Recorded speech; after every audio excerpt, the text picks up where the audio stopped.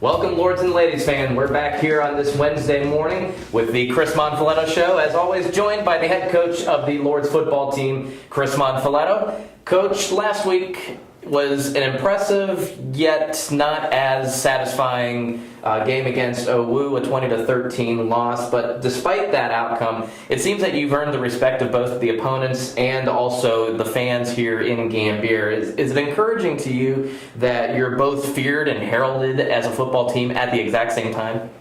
I don't know if we're feared, but I do appreciate that all the fan support. I mean, I know that our guys really do as well, and hopefully it was a really good environment. And our guys played hard. We didn't come out on top, but there's a lot of things that we need to fix from the top on down, and we address that this week. And hopefully, this weekend we have another opportunity at home, another opportunity for the fans to come out and really support the team again. And I hope that they're proud of the product that's on the field. I hope that it's reflective of the school as a whole, and that's kind of what we preach to our kids every day. Quarterback Jake Bates came back. Unexpected, it was supposed to you in our post-game talk, but just talk about his resiliency, playing with that injury on his throwing thumb, and the performance considering the. Yeah, I mean, he's getting better every day. It's just a progressive thing. There's no like finite timetable for him to be fully recovered. So, we didn't expect him to play as many snaps as he did on Saturday, and it just turned out that he felt more and more comfortable as the game went on. He took some shots on the thumb, and he's a really tough kid. So, he played well.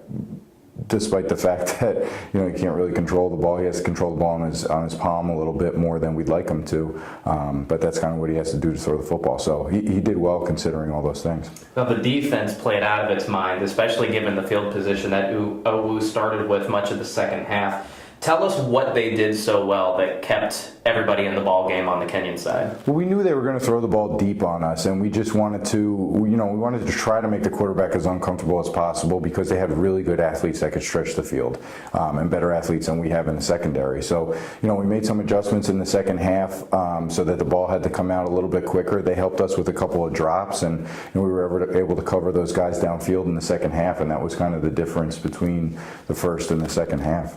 You took them to the brink and were given a couple opportunities late into the game to tie it up. Just talk about that kind of exposure to the team, getting that kind of a situation in real-time play. Well, we were inside the 10-yard line. We tried to run the ball in 3 times, and we couldn't get the ball in the end zone. We were 3 yards away from tying that football game up, possibly, and going into overtime, and that's just not good enough. I mean, it's not good enough to get to the 3-yard line against a really good football team and not put the ball in the end zone. And that's something that we tell our guys every day. It's not like there's no moral victory like that. That's ridiculous. So we got to win the football game, and we had to put the ball in from the 3-yard line in order to be in a position to be competitive to win the football game at the end. And we didn't do that, and that starts with the coaching staff. It starts with us, and it works its way on down. And we're getting there, but we're not there yet. Progress is always a good thing. And before we get into next week's opponent, let's go into our off-topic topic. It's officially fall, at least if you step outside and feel Mother Nature, whispering at your back. But what is your most and least favorite thing about the fall season? And it can be football related if you want. Well, least favorite thing, I'm not a real cold guy, I don't really like the cold, so that's probably my least favorite thing.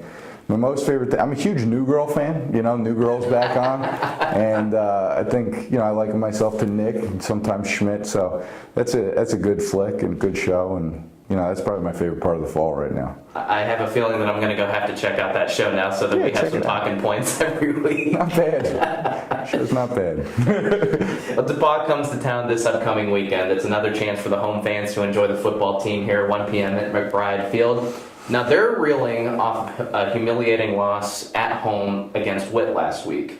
Their offense has been stagnant. Their defense pretty modest. What do you see when you look at the film? I don't know how humiliating a loss to Wittenberg is. Wittenberg's a really good football team. And when we look at DePauw, we see a team that has lost really close games over the past 2 years. And frankly, we were really lucky to win the football game last year. And if we didn't have a kickoff return for a touchdown, that game wasn't even close. They beat us up. And, DePauw, despite what might be on paper about them this season, is a good football team. They're athletic. They're really well coached.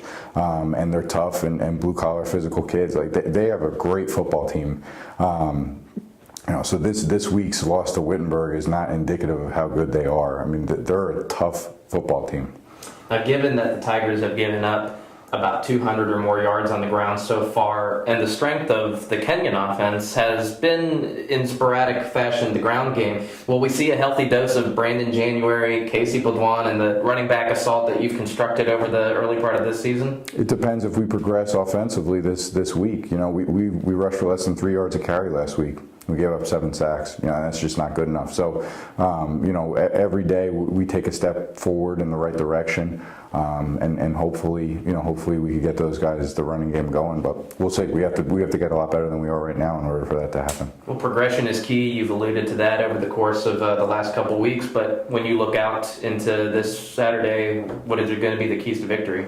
You know, again, I mean, I think it's similar every week at least. We have to have a really good week of practice. And yesterday we competed, we kept score with different things offensively and defensively. We held the scout team accountable for holding up their end of the bargain too. And we had a really good day of practice, probably the best day of practice that we've had all season. And guys were flying around and they were excited to be there. And we need to have another one today. And we need to string 2 really good practices together. And if we can, you know, then maybe we can have 3 really good practices. And that's going to be the key to winning any game from here on out. It's how well we can commit to getting better at doing the things that we need to improve on. Well, hopefully you'll like what you see in the next couple of days of practice. And if everybody out there liked what they saw last Saturday, you'll get another chance to see the Lords football team in action this Saturday, 1 p.m. at McBride Field. The Kenyon Lords will be taking on the DePauw Tigers right here in Gambier, Ohio. So, Coach, again, we wish you the best of luck. Thank you for joining us on the Chris Monfiletto Show, which you can see every Wednesday afternoon after it gets out of the edit bay. And we thank you for joining us here as a presentation of the Kenyon Sports Connection. Thank you, Coach. Thank you.